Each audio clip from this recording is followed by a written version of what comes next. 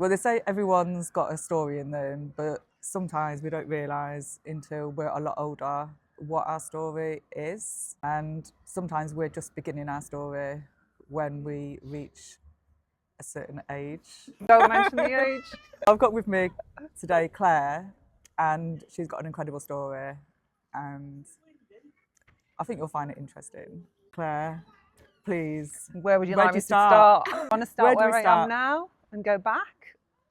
First of all, if I just say, I've met Claire through work, and we're education specialists. First of all, what led you to start thinking about writing a book? Where did the seed start?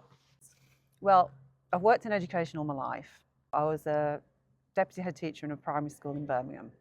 I taught in the same school for 26 years. And I was teaching there one day, stressful job. And one day I walked into the classroom and completely froze. And I remember saying to the teaching assistant, brilliant teaching assistant Mairead, who was there, saying, I've forgotten how to teach. I don't know what I'm doing. I couldn't turn the computer on. I couldn't write my name on the whiteboard. Couldn't write the date on the whiteboard. Couldn't talk to any of the children. Couldn't interact. Couldn't do all those things that I've so naturally been so brilliant at for 26 years. Luckily, Mairead just stepped in and did this amazing lesson on St. Patrick, so the pressure was off. But I remember going down to the head. I've got a brilliant head teacher who's really understanding, really nurturing, really heart of gold man called Matt. And I said to him, Matt, I've just been up there and I've forgotten how to teach. And he went, what do you mean? You've gone from an outstanding teacher to not knowing how to teach? And he just sort of shrugged it off, and we shrugged it off, and he knew that I was going through the menopause at the time. It was just like, oh, it's just another menopausal little thing, just bear with us, she'll be fine. And then basically that weekend, that was the start of what I now know is an autistic burnout. But I got so ill, people thought it was a mental breakdown, that's how we were calling it at that stage. I was so focused on what was coming up, which was an RE inspection. I wasn't eating or drinking, I wasn't dressing myself, wasn't showering. This all happened over the course of a weekend. And over the next few weeks, I obviously took the time off work, the head was brilliant, but over the next few weeks I got progressively worse. I ate less and less, I was really agitated, I was chanting, I was repeating things over and over again, I was thinking that the head teacher was taking me to court. I was having like hallucinations, and it got so bad that the mental health team got involved and put me on antidepressants initially, but then they had to section me because I'd lost so much weight and was so dehydrated that they worried that if they didn't get any food into me, that would be the end of me. Right. That's sort of how it came about. I didn't realise at the time that I was being sectioned. I just thought I was going into hospital to get some food down me, because they can't force you to eat. So at home they'd come round, but they couldn't make me eat. They couldn't make me take the medication. I went into a mental health facility for elderly adults. So everybody else there had Alzheimer's or the like. It was during COVID. I was put in a room on my own and couldn't see anybody for 10 days. And at that point, they were looking at stress and anxiety. I was medicated with antidepressants, and then they gave me antipsychotic drugs because I was having these hallucinations. They gave me colouring in sheets to do for mindfulness. That was my therapy. I had to be detained for my own safety for 28 days, and it's legal, so you can't be released until you've served your 28 days. Right. I was going stir crazy in there. I'm an active, outdoorsy type person, and I was suddenly in a room where I was getting no exercise and no fresh air. And it was COVID, so you couldn't meet any of the other patients or have any interaction in any communal areas or anything. Anyway, one day they opened up like the courtyard garden and said, you can go out and sit on the bench or have a walk round. So I did that for a couple of days, and it was like, hooray, I can see the sky and I can hear the birds and life carries on. And then I noticed that there was a fence at the side that had a garden gate that was about 8 foot tall on it. And I thought, I can get over that gate. Now, all that I was wearing, all that I had with me was flip-flops, joggers and a t-shirt. But I've climbed mountains in my flip-flops, so I know I could do stuff in flip-flops. I knew I could get over that gate. I knew I could get over that gate in my flip-flops. I took my opportunity when I went out for the walk the next day, waited for the staff to be busy, which they always were with other things. I just scaled the fence, scaled the gate, jumped off the 8-foot fence, and then just ran. I didn't plan it out that well because I just ran straight down the main road. If I'd have run up a side street, I might have got away with it. I might have got to the destination, which was the police station, to hand myself in. But I didn't, and they came, somebody reported it, somebody from the hospital had seen me. What were you going to hand yourself in for? Because at that point I was convinced that the head teacher was taking me to court because I hadn't been there for the RE inspection. Right. And that I was such a waste of space teacher and professional, and I'd let everybody down, that he was taking me to court, and that I was going to have to pay, this is part of my hallucinations, that I was going to have to pay back all the money that I'd earned as a teacher. I was convinced I was going to court, and Matt, the head, was taking me there. I wanted, in order for, in my head, for it to make sense, because I was fixated on that point, I needed to get to the police station to say to the police, it's me, am I in court today? And to sort of see the order of court. And if I wasn't on it, then that would have taken that fixation sort of out of my head. Right. To me, anyway, in that point, at that time. But obviously that didn't happen. They then bundled me in the car, took me back to the hospital, and then said that they couldn't cater for me because I was too high risk in there. But I had to go somewhere because I hadn't served my 28 days. They took me to another mental health provision locally in Redditch called Hillcrest, and that was a mental health facility for young people. One extreme to the other. With severe mental health issues.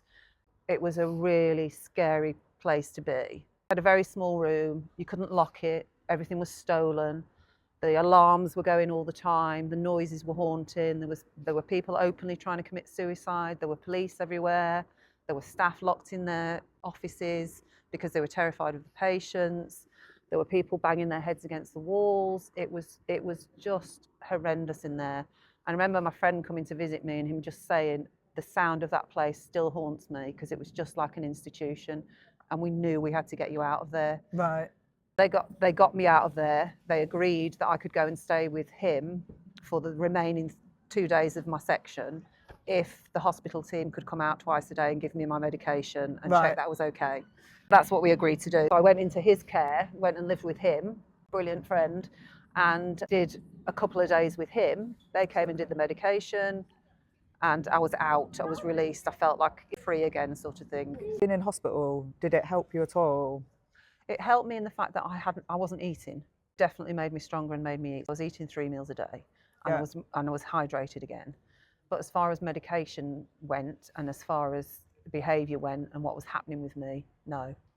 So I was still having really bad hallucinations that all my family and friends were out to get me.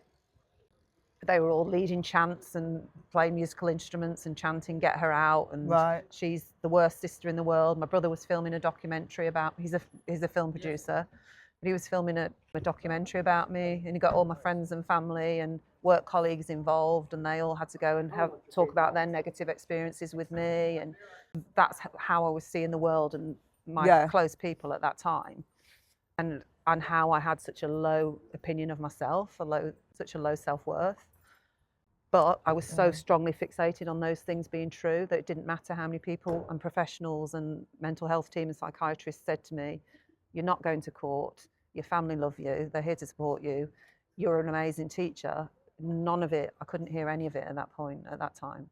Have you identified a trigger or a change? What do you think? Well, there's no doubt in my mind that it was the build-up of stress and the amount of change. We went through change. I'd been at that school for, I can't remember how many years under one head teacher, but a long time, let's say 15 years. And then all of a sudden there was to be a new head teacher. Now I knew him because I taught two of his 3 children, and we had a mutual respect for each other as people and got on really well. So I knew him really well. However, there was a massive change of head, and with that comes change of staff, comes change of policy, comes change of procedure. For me, everything was changing. Then he asked me to be the assistant head, so to move out of class and move into an office and be assistant head. And that was supposed to happen for a year. But then after a couple of months of being assistant head, he said, I want you to be deputy head.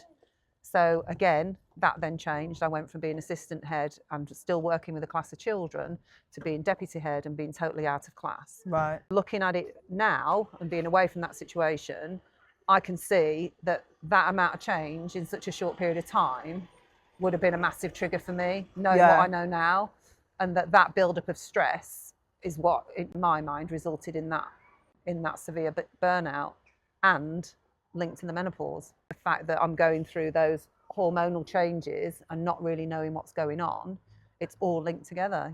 I never questioned neurodiversity. I've always said, and all my friends would say, she's got autistic traits. I know they'd say I'm OCD, that I'm hyper-focused, that I like structure, that I'm really organised, that I don't like change, that I'm a selective eater, they would say I'm the life and soul of the party, but for me, social situations I find really difficult. We've always laughed about it in that sort of way and been open about it, but I never, when this happened, I never really thought, oh, that's because I'm autistic, or could I be autistic? Could this behaviour be a result of that?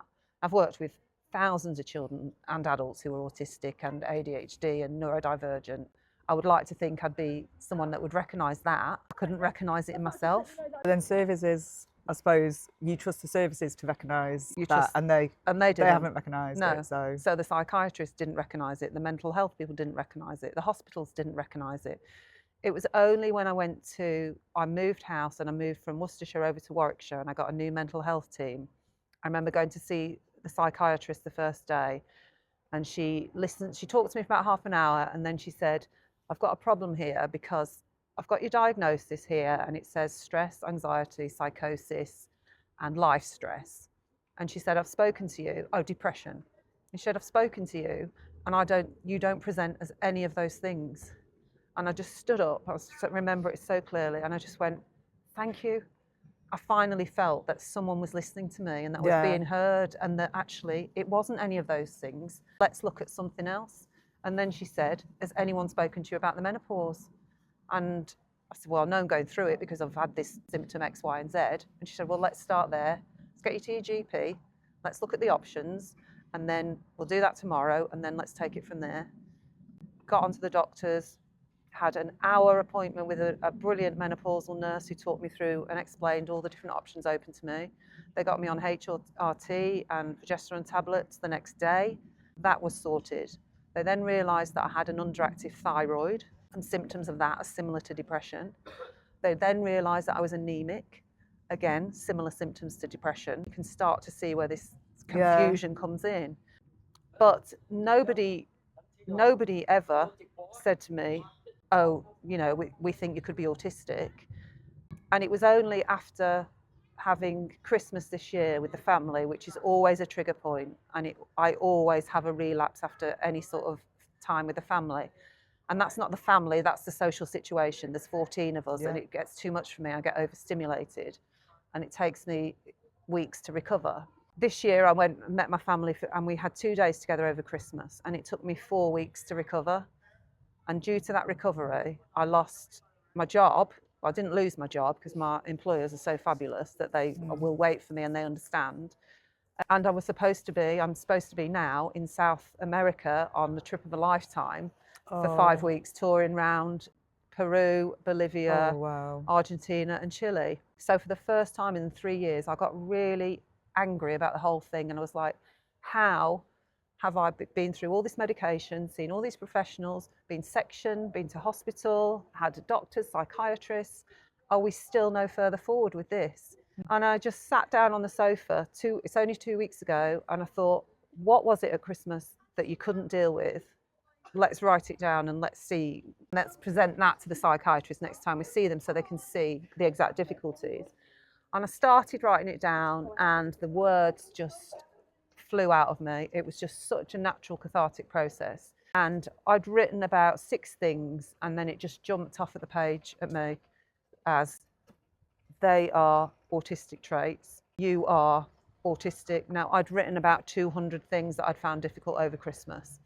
And if any parent at school had said to me as a teacher, oh, these are the difficulties Johnny's having at home, straight away I'd have said, get to your GP and get a referral because it was so obvious what it Yeah. was. I then phoned my mental health team and said, I've solved it, you'll never guess what it is, this is what's happened. And they couldn't believe it. They were really apologetic and said, we never would have thought you were autistic because you were so high functioning, you'd achieved so much in your life, you seem to be so sociable and outgoing and confident, that I would have suggested autism, even though we knew that the social situations were your trigger. Nobody that I've encountered over the 3 years professionally suggested or hinted, actually, could she be neurodiverse? And that's actually what's happened. As a result of me sitting on the sofa and writing down what my difficulties were, it automatically formed itself into chapters of what's happened over the last 3 years, which is how this book's all come about. I've never been a writer. I've been a teacher, obviously, but I would have always been numbers rather than words. Right. But this just, the writing just kept coming, the words kept coming, the memories kept coming, all the hallucinations. I think my family were really surprised because they presumed, because they thought I wasn't going to remember all the crazy talk, all the stuff that I'd been saying that I'd seen and heard, but I can remember it clear as day and I could recall it all. The book, Nearly went for round 2 then. the book that I'm writing as a result of this is called Mental, Menopausal, Magnificent Me. What amazing title. Thanks. That's brilliant. My alliteration from being a teacher. And then it's called Finding My Neurodivergent Self, and it's my journey looking back now from what I've learned in the last 2 weeks about being autistic and what I've learned my whole life and what I've known about autism from my job. But also now just feeling completely euphoric that I've got this diagnosis, and I realise the reason that I've been so successful in my life and with my job is because I'm autistic, and I've had that special focus and that single-mindedness and that ability to get stuff done. And I recognise that. And I also recognise that working in a school for 26 years and with the children that I've taught, I've always surrounded myself with children with ASD and ADHD because they've been my people. My friends and the staff that I get on really well with and respect are all on the spectrum. And I can see that looking back now, that I think the reason that I survived for so long and was able to mask for so long was because I had safe people around me, but also that I'd created a safe work environment that I could thrive in and that those children could thrive in. And I think that's protected me for 51 years until we get the diagnosis. So the diagnosis has just gone through. They reckon it'll take 2 years, but I don't need the label. I know who I am. I'm proud of who I am and what I am now. But yeah, they reckon it's still 2 years for a diagnosis, which is 2 years too long still. But because many people wouldn't be sure, would they? They would be questioning, but not feel confident to self-diagnose. Yeah, exactly. Maybe. And unfortunately, even if you went to your GP or to a mental health practitioner, I can say from experience, you're not necessarily going to get that advice either. They're not going to know, because I think from what I've learned over the last few weeks, most people's view of autism is still a white, naughty boy who is awkward socially, doesn't give you eye contact, could be highly intelligent, is a bit awkward, might spin around or move around a lot, or might talk with a different tone in their voice, but has special interests. They don't, on paper, they don't see some, especially women and girls, as autistic. It is changing, but it's not changing rapidly enough. For me, somebody who is intelligent, successful, confident, that doesn't, for most people, that's not what autism is. And that's the message we need to get out, that actually that is autism as well. And so many young girls in our system are compliant, hardworking, get on with it, get your head down, do what you need to do in school, because they are masking their autism or ADHD, and then they get to puberty and suddenly they're questioning who they are and they don't quite fit in, and they start to question their gender, they start to question everything about themselves, and we need to get them diagnosed. If it's neurodiversity, we need to at least open that door and say, have you thought about it could be this? It might not necessarily be gender, it could be, or however, it could be ADHD or it could be ASD. Let's have a look at that. Is there anything you'd have liked to happen differently, maybe in school, or is there anything that could have been put in place to support you? I was a really compliant, SWAT when I was in primary school. And then when I was a teenager, I was a real rebel and broke all the rules and went out to pubs when I was 13 and lied to my parents and I didn't. had to sleep in the garage because I got locked out. I've got some stories about when I was a teenager. I was a right rebel, so I broke all the rules. And looking back at that now, I'm thinking, was that me going through puberty and not knowing who I was because I was autistic and not feeling like I fitted in? And maybe it is, I don't know, I'm not sure. But I would have loved to have had a diagnosis early on, because already in 2 weeks, it's really helped me with relationships, with family, with social gatherings, with the massive thing has been self-worth, not having any. And suddenly all these people have been telling you all this stuff all your life, and suddenly you're now hearing it and you now believe it. You have this self-confidence that you know who you are and what you're about. But also I'm at an age where I'm not going to take it anymore, and I will set my boundaries in place, and I will say, I've had enough now, I need to go for a walk, or this is too noisy, I'm going to go and take myself away, or I don't want that meal, I just need to pick at that and have a bag of crisps. I will put those boundaries out there for people now so that they know. And that's what we need to be doing more of, and not see it as a deficit. So many people that I've said I've just had a diagnosis for, that their immediate reaction is, I'm really sorry. And it's like, no, don't be sorry for me, celebrate with me, because now everything makes sense, and it's not a deficit, it's who I am, and I'm brilliant. You are neurodivergent people and neurotypical people are brilliant. No. Own it and share it and shout about it and let everybody know about it. I'm having a massive party. I've never been married, I've never had kids, I've never wanted to go to parties in my life. I've spent my whole time, typical autistic female, never wanted to go near social situations, always avoided them, always made excuses.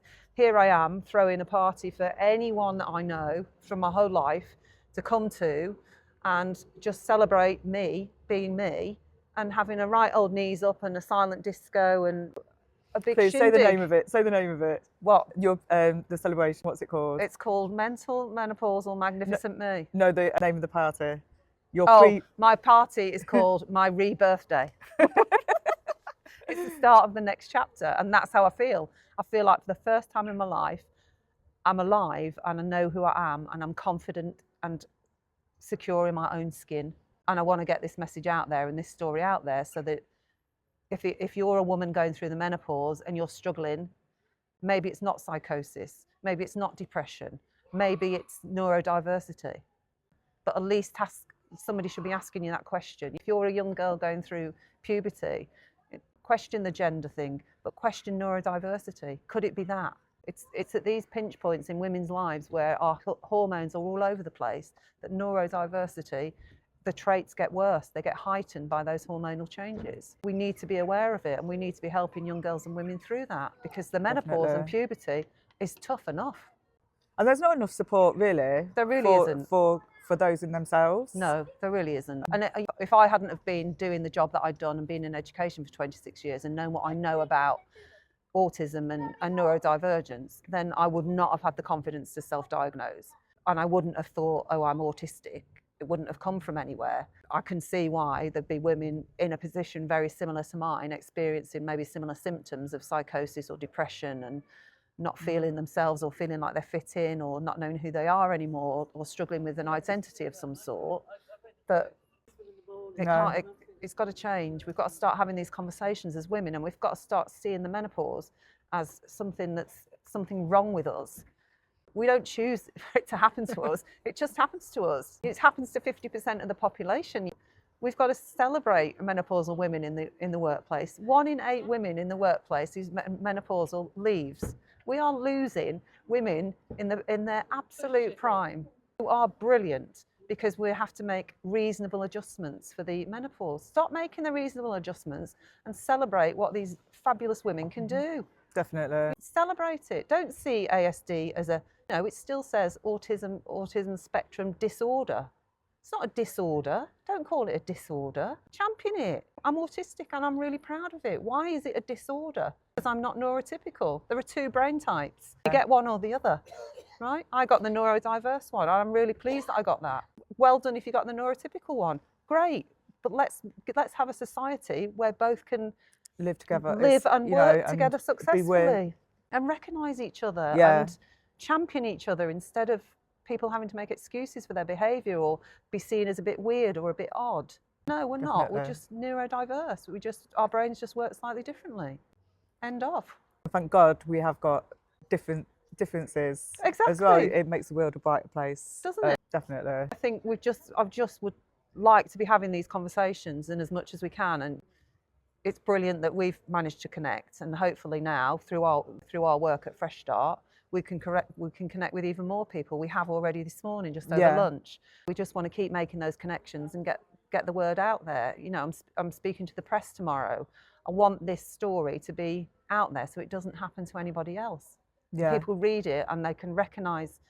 I mean, I'm talking to people about it and they're like, oh yeah, that sounds like my friend, or oh, that happened to me, or well, it shouldn't have, and it's wrong. Let's talk about it and let's get together as a group of powerful women that we are, and let's change this. I think because it is kept quiet, isn't it? Because it's like shame. Menopause and mental health. Totally. Very. It's like it's secretive, or it's like whispered, isn't it? It's not something that's out there in the open to talk about, and that's wrong. We need to stop being ashamed of who we are and celebrate who we are. And definitely. Well, I can't wait to read your book. I can't wait. I've done 7 chapters, so I've got 7 left. But I've done all the hard chapters. I've done 7 chapters. I've got 7 chapters left, but it's all the joy now. It's all the diagnosis and then what's happened to me in those 2 weeks since then. This bit should be really joyous writing, whereas some of the other chapters, as you can imagine, have been quite heavy going. I've needed flapjack and cinnamon buns to get me through. Whereas now it's going to be an absolute joy. I can't wait. I've just got to find a publisher, and I'm looking for, you might know somebody, I don't know. I'm looking for somebody who champions women's writing, or is mental health writing, or menopausal. I don't want to go to just a big publishing house. I want to go to somebody who is clearly trying to get a similar message out. That's my next job, is to find somebody that I think would believe in the story and keep that story sacred rather than spreading it too thin. Is there anything else you want to do in the future that, because of your realisation the last couple of weeks, has your future looked different? Is there anything? I've set up a company this morning, actually, just designed the website this morning, and I am going out and about and shouting about the message and my story. I'm going out presenting, talking to people, leading training, going into schools, doing blogs, doing YouTube videos, setting up podcasts, any way that I can get the message out to the biggest audience that I can. Going to the papers, going to TV. I'll keep you posted. We'll add it in the description as well. Brilliant. Thank you so much. Oh, thank you. That was cool. Listening.